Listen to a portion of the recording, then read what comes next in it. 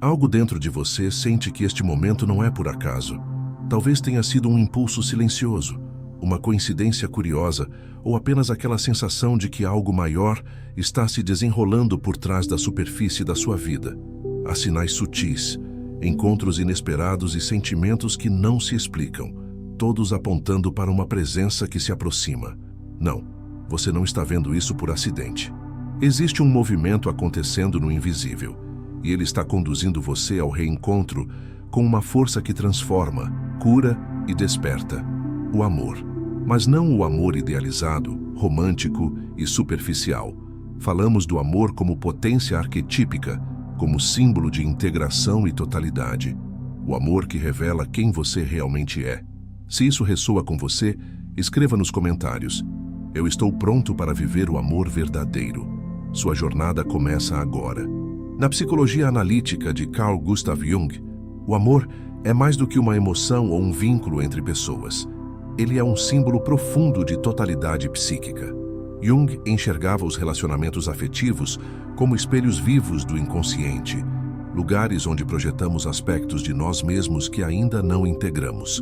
Quando você sente que o amor está a caminho, o que se manifesta não é apenas um outro externo, mas um chamado interno à individuação, o processo de tornar-se quem se é em essência. Segundo Jung, cada um de nós carrega dentro de si uma imagem inconsciente do feminino, ânima, e do masculino, ânimos, que influencia nossos desejos, escolhas e percepções no campo afetivo. O encontro amoroso verdadeiro acontece quando começamos a reconhecer essas imagens internas e a integrá-las de forma consciente, em vez de buscá-las compulsivamente no outro. O amor, então, se torna alquímico, não mais uma carência, mas uma ponte entre o ego e o self, entre o consciente e o inconsciente. A chegada do amor não é mero acaso. É um reflexo de que algo dentro de você está se transformando, abrindo espaço para a conexão autêntica. Jung também falava da sombra, os aspectos negados ou reprimidos da personalidade. Nos relacionamentos, ela se manifesta nas tensões, nos conflitos, nas repulsas, mas tudo isso são convites à consciência.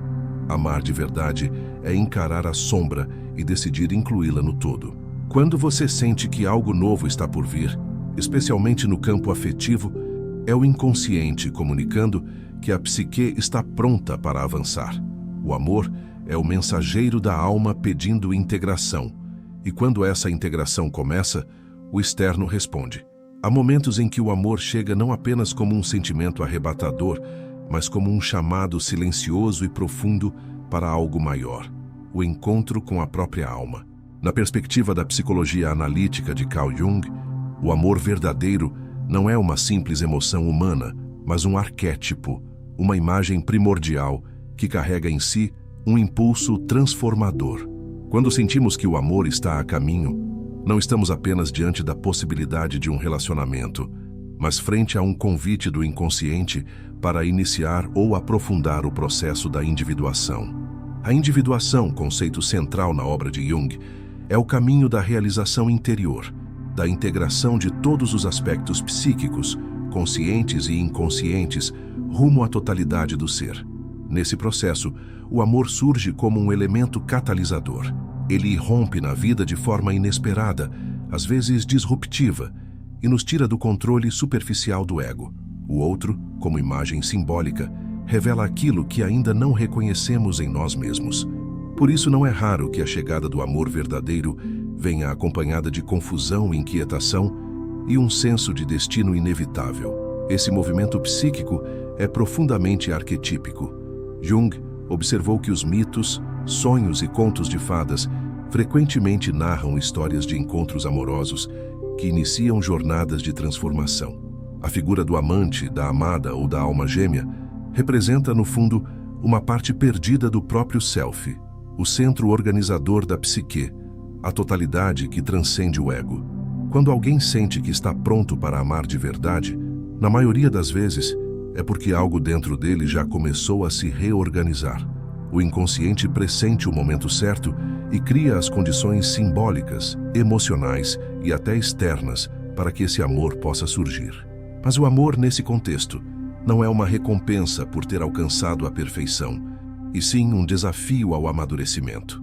Ele nos mostra onde ainda somos frágeis, onde projetamos carências e onde resistimos à entrega.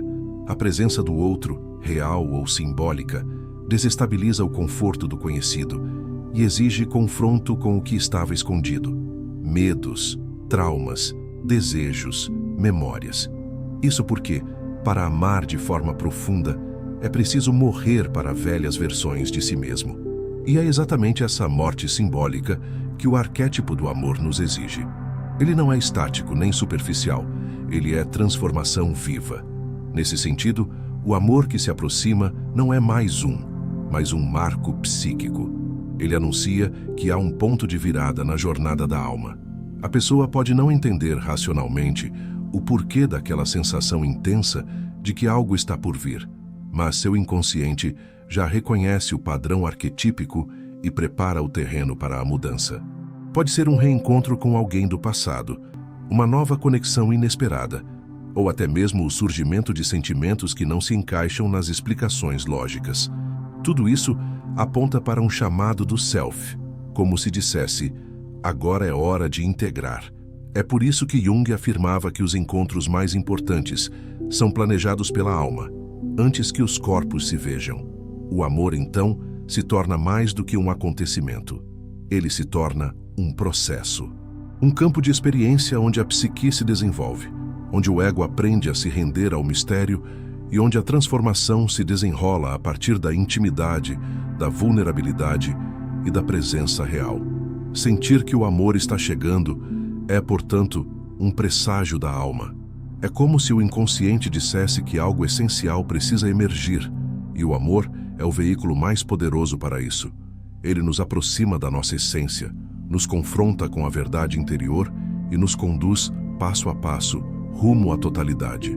E quando aceitamos esse chamado, mesmo que com medo, algo dentro de nós começa a florescer. O amor, então, não chega por acidente. Ele é uma resposta da vida ao nosso anseio mais profundo de nos tornarmos inteiros. Dentro da estrutura da psique, Carl Jung identificou 2 arquétipos fundamentais que influenciam diretamente nossas relações afetivas: anima e animus. Eles representam, respectivamente, a imagem inconsciente do feminino na psique do homem e a do masculino na psique da mulher. No entanto, mais do que funções fixas e limitadas ao gênero biológico, essas figuras simbolizam energias psíquicas complementares que todos carregamos e que moldam profundamente nossa maneira de amar, escolher parceiros e lidar com o afeto. Quando sentimos que o amor está se aproximando, muitas vezes o que está realmente emergindo é um movimento interno dessas forças arquetípicas em busca de integração. Desde cedo, projetamos nossas imagens internas de feminino e masculino sobre os outros, especialmente nas relações amorosas. Essa projeção cria a sensação de encontro com a alma gêmea, aquela identificação imediata, intensa e por vezes inexplicável. A razão para isso é que o outro está servindo de espelho para partes de nós mesmos que ainda não reconhecemos ou desenvolvemos. A paixão fulminante e o encanto repentino são, na maioria dos casos, manifestações diretas da projeção de ânima ou ânimos. Mas, como toda projeção, essa também tem prazo de validade. E é aí que começa o verdadeiro trabalho psicológico. Ânima, como arquétipo do feminino, se manifesta em homens como inspiração, sensibilidade, intuição e ligação com o mundo emocional. Quando um homem projeta sua ânima numa mulher, ele não está apenas se apaixonando por ela, mas também pela possibilidade de acessar aspectos dele mesmo que foram suprimidos, ignorados ou desvalorizados. Essa projeção pode criar um ideal feminino carregado de beleza, profundidade e mistério. Uma mulher quase mítica, que parece completar algo nele. Mas com o tempo, quando a realidade da parceira emerge e a projeção começa a se dissolver, o homem é convidado a internalizar essas qualidades, a reconhecê-las como suas. Ânimos, por sua vez, é o arquétipo do masculino e se manifesta na psique feminina como força, assertividade, racionalidade e capacidade de ação no mundo. Quando uma mulher projeta seu ânimos num parceiro, ela vê nele não apenas o homem que deseja, mas também aquele que representa sua força interior, sua liberdade, sua inteligência. O parceiro se torna símbolo do caminho dela para fora da passividade e da submissão. No entanto, assim como com a ânima, essa projeção também precisa ser retirada com o tempo.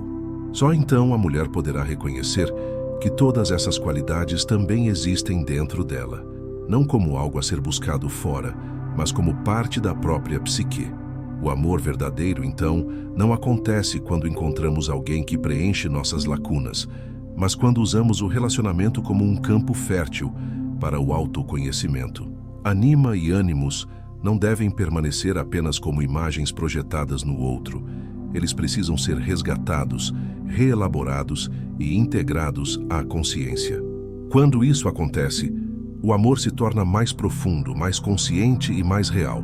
Ele deixa de ser uma idealização para se tornar um encontro entre duas almas inteiras, e não duas metades em busca de completude. Esse processo, no entanto, é exigente. Ele implica em frustrações inevitáveis, pois o outro nunca corresponderá completamente à imagem idealizada, mas é justamente nessa frustração que reside a oportunidade de crescimento. Cada decepção amorosa é, na verdade, uma chance de perceber que o que buscamos fora precisa antes ser encontrado dentro. Ao tomar consciência da ânima ou do ânimos, abrimos espaço para um amor mais maduro, aquele que não se baseia na dependência, mas na presença mútua. Encontrar o outro dentro de si é um passo fundamental no caminho da individuação. Quando integramos nossas imagens internas do feminino e do masculino, nos tornamos mais equilibrados, mais conscientes e mais abertos ao amor real. E quando isso acontece, naturalmente atraímos conexões que refletem essa integração. O outro deixa de ser uma muleta emocional e passa a ser um companheiro de jornada. Por isso, quando você sente que o amor está se aproximando, talvez o que esteja realmente emergindo é a sua própria energia interna, buscando expressão. O outro pode ser o mensageiro, mas o movimento é seu. E quanto mais você integra anima e ânimos, mais preparado estará para amar não com carência, mas com consciência. Todo relacionamento verdadeiro carrega em si uma potência transformadora, não porque o outro nos salva, mas porque nos revela. E aquilo que é revelado muitas vezes não é apenas o amor, a conexão ou a ternura, mas também o conflito, o medo, o ciúme, o controle, a insegurança. Esses aspectos desconfortáveis não são falhas do relacionamento em si, mas expressões da sombra, como definiu Carl Jung, o conjunto de tudo aquilo que o ego rejeita, reprime ou nega, mas que continua vivo e ativo no inconsciente. Amar de verdade implica, inevitavelmente, em confrontar essa sombra. A sombra se manifesta sobretudo nas projeções. Inicialmente, quando nos apaixonamos, vemos o outro sob a lente de nossas idealizações. Atribuímos à pessoa qualidades que muitas vezes não pertencem a ela, mas a partes nossas que ainda não reconhecemos. Esse é o lado luminoso da projeção, quando o amor parece mágico e o outro perfeito. No entanto, com o tempo, essa imagem se desfaz. O véu cai. O outro começa a mostrar suas imperfeições. E mais profundamente, começa a tocar em pontos internos que nos incomodam. É aí que a sombra se apresenta, com toda a sua força. Jung nos ensina que a sombra é a porta de entrada para a individuação, e nos relacionamentos ela aparece de forma amplificada porque o vínculo afetivo cria um campo de intimidade onde os conteúdos inconscientes emergem com mais facilidade. Situações que provocam raiva desproporcional, ressentimento, abandono, humilhação ou possessividade geralmente apontam para feridas internas, muitas das quais têm raízes na infância, em experiências de rejeição ou em padrões herdados dos pais. Quando não temos consciência disso, tendemos a responsabilizar o parceiro por toda a dor que sentimos, sem perceber que ele apenas despertou o que já estava em nós. Por isso, o relacionamento não deve ser visto como uma zona de conforto, mas como um espelho psíquico.